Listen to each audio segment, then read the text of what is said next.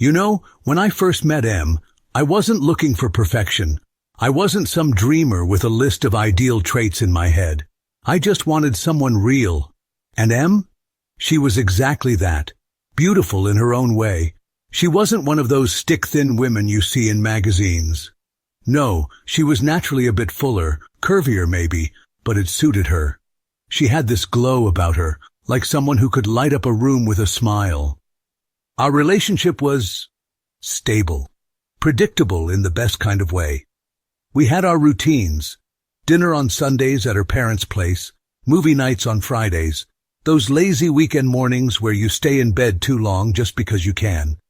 Life wasn't flashy, but it was good. You know, the kind of life where you think, yeah, I could do this forever. But as we all know, forever can take a hard left when you least expect it. It started slow, almost invisible at first. Em had a lot going on. Work was stressing her out. Her mom wasn't doing well health-wise. And then her mom passed away. That broke something inside her. Em wasn't the same after that. She stopped smiling, stopped going out with friends. I remember watching her sit in the living room, just staring at the TV like it wasn't even on. She started eating more too. Comfort food, junk mostly. I think it was the only thing that gave her a sense of relief. But, as the weeks went by, her body changed. She was gaining weight faster than either of us expected. I didn't care about the weight itself, though. What scared me was the emptiness I saw in her eyes. She was shutting down on me, and I didn't know how to stop it. At first, I thought it was just temporary, like maybe she needed time to grieve and get her mind right. I tried to be there for her, you know. Gave her space, but also checked in. Asked if she wanted to talk. But Em, she wasn't the talking type when it came to pain. She bottled it all up, like she was scared to let any of it spill out. Her job wasn't helping either. They kept piling work on her, and with her mind already somewhere else, it was like a slow-motion car crash. Deadlines missed. Emails unanswered. One night she came home, slammed her bag down and said, "I can't do this anymore." That was it. No details, no explanation. I knew she was barely hanging on. Food became her escape. I'd catch her late at night in the kitchen, eating straight from a bag of chips or a pint of ice cream. She'd say, "I just need something to calm me down," like those snacks were her emotional first aid kit. It was hard to watch. She'd always been someone who cared about staying healthy, but now she didn't seem to care about anything at all. The weight kept coming, and with it, more problems. She'd get winded walking up the stairs. She complained about joint pain. Worst of all, we started having conversations we never thought we'd have, about kids. We'd been trying, or at least planning to try, for a while. But the doctor told us bluntly, "Your health needs to improve before pregnancy can even be considered safe." That hit her hard. It hit both of us hard. I was scared for her, scared for us. I didn't want to lose the woman I loved, not just physically but mentally, emotionally, and honestly, I felt helpless. I didn't know how to pull her out of that dark place she was sinking into. But one thing about me, I don't give up on the people I love. Not without a fight. I knew something had to change, and waiting around for things to magically get better wasn't an option. I started doing my homework, reading articles, watching videos, talking to anyone who might have advice. I even met with a few professionals, doctors, therapists, nutritionists. Everyone had a different opinion, but the core message was clear. Em needed both physical activity and emotional support. So, I sat her down one evening. I wasn't sure how she'd take it, but I had to try. "Hey Em, listen. I know things have been really rough, but I think we need to try something new, together.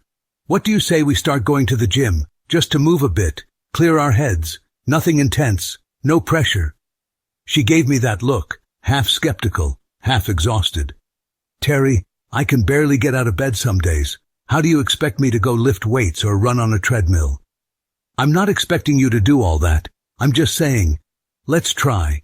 Maybe a short walk to start. If it's too much, we'll stop. But I'll be there with you every step of the way." There was a long pause. I could see the battle playing out in her mind. Eventually she sighed and said, "All right, we'll give it a shot." And that's how it began. The first few weeks were tough, really tough. She'd get frustrated easily. Some days she didn't even want to go. There were tears, angry outbursts, and moments where she'd break down and say, "I can't do this, Terry. I'm not like you. I don't have that discipline."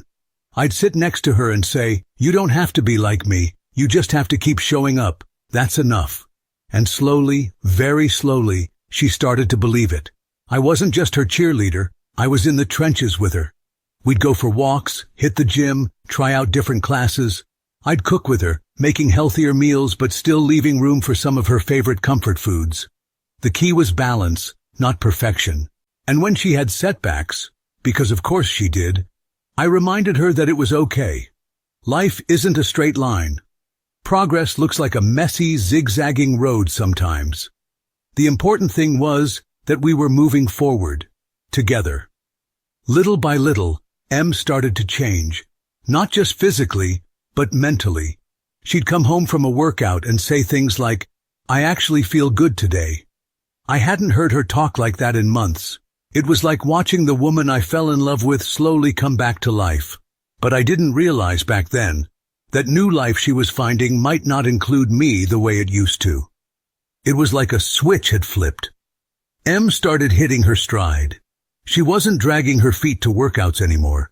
In fact, she'd started going without me on days I couldn't make it.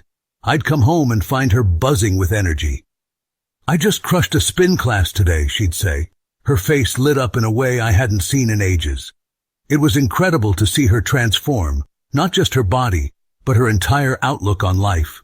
Her confidence skyrocketed. She bought new clothes, started experimenting with makeup again, and walked with this self-assured swagger. I'd catch her in the mirror sometimes, turning side to side, checking out her reflection like she was meeting herself for the first time. "I can't believe how good I feel," she told me one evening. "It's like I'm waking up from a bad dream." I was proud of her. Hell, I was in awe. She fought her way out of that dark place, and I was right there beside her, cheering her on. But slowly, things began to shift in ways I wasn't prepared for. At first, it was subtle. She started spending more time at the gym, making new friends there. A lot of them were guys. I didn't think much of it. She was just being social, right? I figured she was excited to be connecting with people again.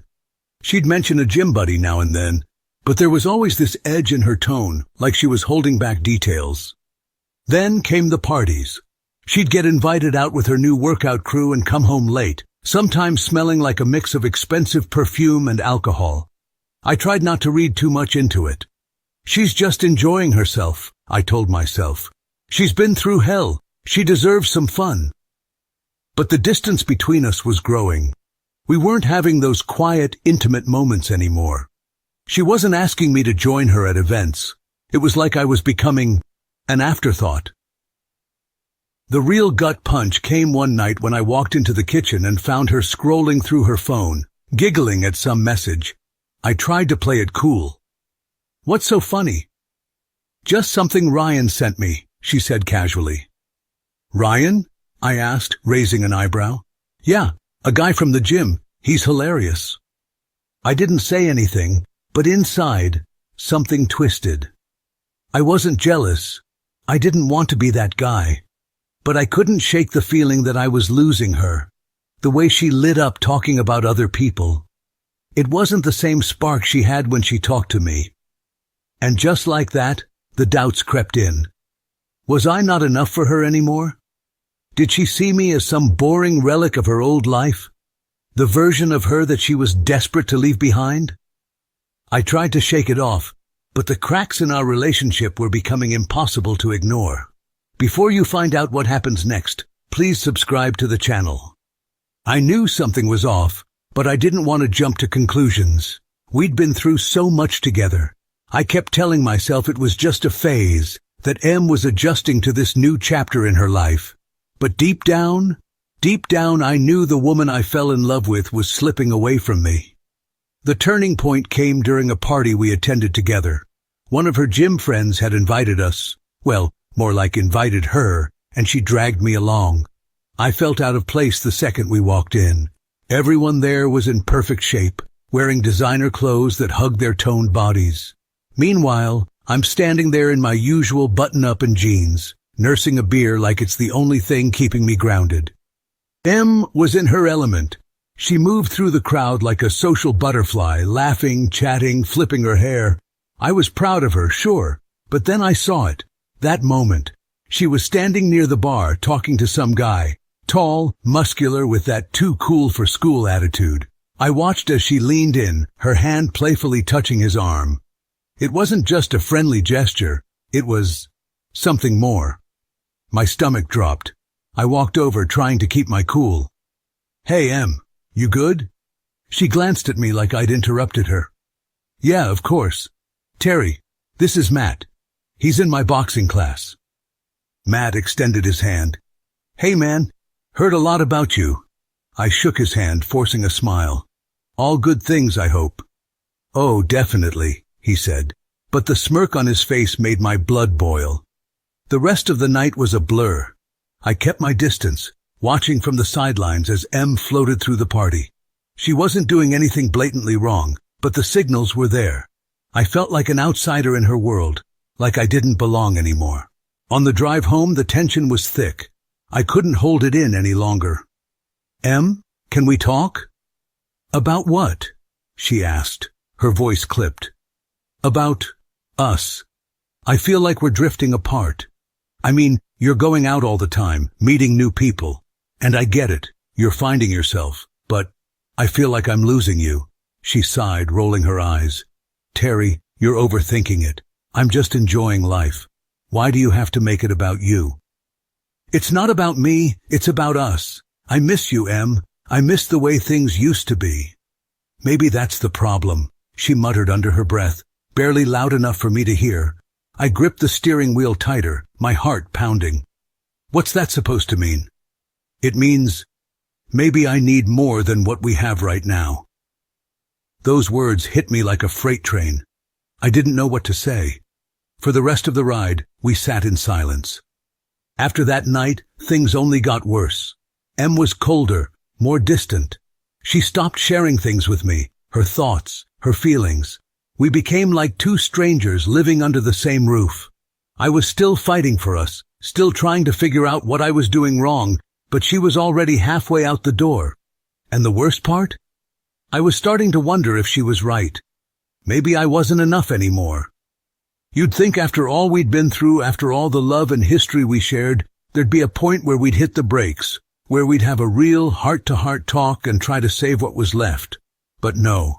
We were like two people standing on opposite sides of a canyon, yelling at each other but never really hearing a word.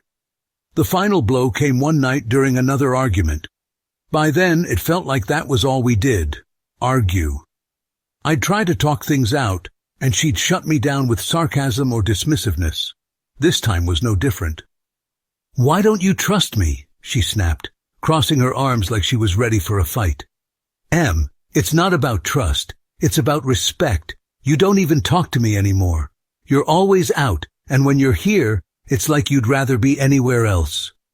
"Maybe I would," she shot back. The words hung in the air, cold and sharp. I swallowed the lump in my throat. "Do you even want to be with me anymore?" She hesitated for a moment, just a moment, but it was enough. I think I deserve more. I've changed, Terry. I'm not the same person I was when we got married. I've grown, and you're still stuck in the past." "Stuck?" I echoed, my voice trembling. "I've been here for you through everything. I've fought for you, for us, and now you're telling me I'm holding you back?" "You don't get it," she said, shaking her head. "I don't want to keep explaining myself. I need to move forward, and I don't think I can do that with you." I felt like the floor had been ripped out from under me. Everything we built, everything we promised each other, it was crumbling right in front of me, and there was nothing I could do to stop it. The next day, she filed for divorce, just like that. I can't even explain what those first few weeks were like. Numb, empty. I'd wake up in our bed, half expecting her to be there beside me, only to find the space cold and empty. Friends and family tried to console me, telling me I'd be fine, that I'd bounce back. But I wasn't so sure. I didn't want to fall into the same pit she had, depression, isolation. But damn, it was hard not to. I had to remind myself constantly, you're stronger than this. You've survived worse. You'll get through it. I focused on small victories, going to work, cooking my own meals, taking long walks to clear my mind. I kept telling myself that time would heal the wounds, that I just had to keep moving forward. But a part of me still couldn't understand how we got here. How the woman who once swore she'd love me forever could turn around and throw me away like I didn't matter. It hurt. It hurt more than I'll ever be able to put into words. Weeks turned into months. I wasn't completely healed, but I was getting there piece by piece. I'd found a rhythm in my new normal. Work, gym, spending more time with friends. I wasn't exactly thriving, but I wasn't drowning either. That's when she called. It was late, almost midnight. My phone lit up with her name, and for a second, I thought I was dreaming. I stared at the screen, debating whether to answer. Eventually, curiosity, or maybe something else, got the better of me. Hello? Terry. Her voice was shaky like she'd been crying. I leaned against the kitchen counter, unsure how to respond. Hey, Em. What's going on? There was a pause, followed by a deep sigh. I don't even know where to start. I've been thinking about everything. About us. About how I messed everything up. I stayed quiet, letting her talk. It was the first time in months she'd reached out, and I wasn't about to make it easy for her. I thought leaving would make me happy, she continued. That I'd find something better. But Terry, it's all been a lie. The people I thought were my friends, they only cared about me because I looked good, because I was fun at parties. When things got tough, they disappeared. No one was there for me like you were. I felt a pang of bitterness. Part of me wanted to scream, "What did you expect?" But I held my tongue. I wasn't here to kick her while she was down. I made a huge mistake, she whispered. I miss you. I miss us. Can we talk? Maybe meet up? I closed my eyes, exhaling slowly. This was the moment I thought I'd wanted, her finally realizing what she threw away. But instead of relief or happiness, all I felt was disappointment. Not in her, but in myself for still caring, even after everything. Em, I said softly, I hear you, and I'm sorry you're hurting, but we can't go back. Too much has happened. You made your choice, and I've had to live with it. Now you do too. There was a long silence on the other end. I understand, she finally said, her voice barely audible. I'm so sorry, Terry. I hope someday you can forgive me. I already have, I replied. But forgiveness doesn't mean going back to the way things were. We said our goodbyes, and I hung up, feeling strangely at peace. I knew she meant her apology. I knew she was truly sorry. But that didn't change the fact that the trust, the bond we once had, was gone. Some things you just can't rebuild. I wasn't angry anymore. I wasn't bitter. I was free. Life didn't magically become perfect after that, but I found myself smiling more. I reached out to friends I hadn't seen in years, reconnected with hobbies I'd put on hold. Hell, I even started traveling, something Em and I always talked about but never got around to. I was finally living for myself. People around me noticed the change. My friends would say things like, "Man, you're looking good, Terry," or "You've got this new vibe about you." I guess I did. For the first time in a long time, I felt like me again. It was one of those random, lazy Sunday afternoons when you go out just to grab a few essentials. Milk, bread, maybe a pack of snacks you shouldn't be eating. I wasn't expecting to run into anyone I knew, let alone Em. But there she was, by the produce section, staring at a bunch of bananas like they held the secrets of the universe. She looked different. Not bad, just different. The energy and confidence she used to carry with her were gone. Her face was fuller, and I noticed that she had put some weight back on. But it wasn't just the physical changes that hit me. It was her eyes. They had that same distant, tired look I remembered from before. She noticed me and froze for a moment. "Terry." "Hey." she finally said, forcing a smile. Hey, Em, I replied, keeping my tone light. How've you been? She shrugged, glancing down at the cart she was pushing. You know, just getting by. We talked for a few minutes, small talk about life, work, and random stuff. But there was something underneath it all, something she wasn't saying. I could feel it in the way she kept hesitating, like she was searching for the right words. Finally, she sighed. Terry, can I ask you something? Do you ever, I don't know, feel like you're stuck? Like no matter what you do, you just keep falling back into the same patterns? There it was. The question wasn't really about me. It was about her. I could see it in her eyes. She was reaching out, looking for someone to lean on, maybe even hoping I'd offer to help her again, like I had before. I paused for a moment, choosing my words carefully. Em, I get it. Life can feel like that sometimes. But the thing is, you've got to be the one to break those patterns. No one else can do that for you. She nodded slowly, biting her lip. Yeah, I guess you're right. I mean, look, I continued, my voice gentle but firm. I really do hope you find your way. But I'm not your husband anymore. I can't be the guy who fixes everything for you. You have to figure this out on your own. Her shoulders slumped slightly, but she didn't seem angry. If anything, she looked sad, resigned. I know, she whispered. It's just hard. I know it is, I said sincerely. But you've got it in you, Em. You proved that before. You just have to believe it again. She managed a small smile, though it didn't quite reach her eyes. Thanks, Terry. That actually means a lot. We said our goodbyes, and as I watched her walk away, I felt a mixture of emotions, sympathy, sadness, but also relief. I'd spent so much of our marriage trying to carry her burdens, and now I understood that it was never my job to fix her. She had to want that for herself. I walked out of the store, the cool breeze hitting my face. I didn't look back. For the first time in a long time, I knew I wasn't tied to the past anymore. My future was mine, and I was ready to build it, on my own terms. If you enjoyed the story, please subscribe to the channel. I wish you a great mood and good luck.